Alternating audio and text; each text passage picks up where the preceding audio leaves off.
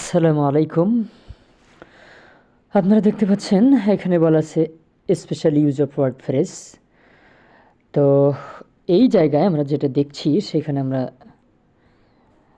এখানে দেখতে পাচ্ছি যে বলা আছে কিছু শব্দ আছে বক্সের ভিতরে ওয়াজ বর্ন হ্যাভ টু ট্রেদার as soon as what's like dear student. প্রথমেই বলা আছে the baby is crying, it dash be hungry. তো কোনো বাক্যের শুরুতে যদি বাধ্যবাধকতা বোঝায় তাহলে আমরা সেখানে ব্যবহার করব হ্যাভ টু। সুতরাং এই বাক্যে বক্সের ভিতরে আছে হ্যাভ টু, আমরা উত্তরে বসাবো হচ্ছে হ্যাজ টু। তাহলে এখানে উত্তর হচ্ছে হ্যাজ টু। আপনারা ইটের পর যেহেতু হ্যাজ বসে এই জন্য আমরা ব্যবহার করব হ্যাজ টু।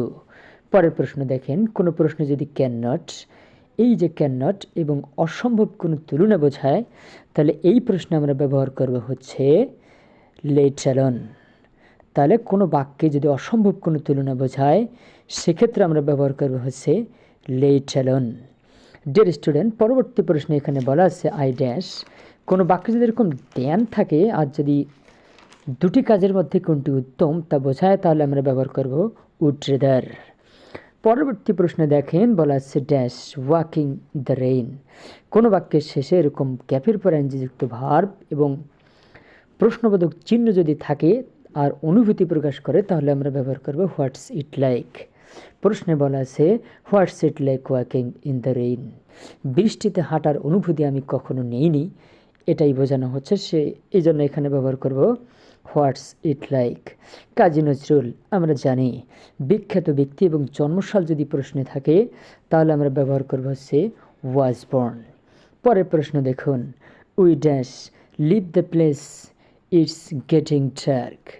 কোনো প্রশ্নে যদি বাধ্যবাধকতা বা বিশেষ কোনো পরিস্থিতির কারণে কোনো কাজ ঘটে থাকে তাহলে সেখানে ব্যবহার করব হ্যাড বেটার।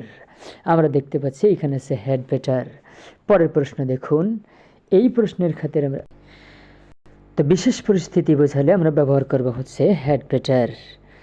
ডিয়ার স্টুডেন্ট, পরবর্তীতে দেখেন আমরা এখানে দেখতে পাচ্ছি তাহলে আমরা ব্যবহার করব হচ্ছে হ্যাড বেটার। এখানে দেখেন বলা আছে যে উই ড্যাশ লিভ, তাহলে এখানে ব্যবহার করবো হ্যাড বেটার।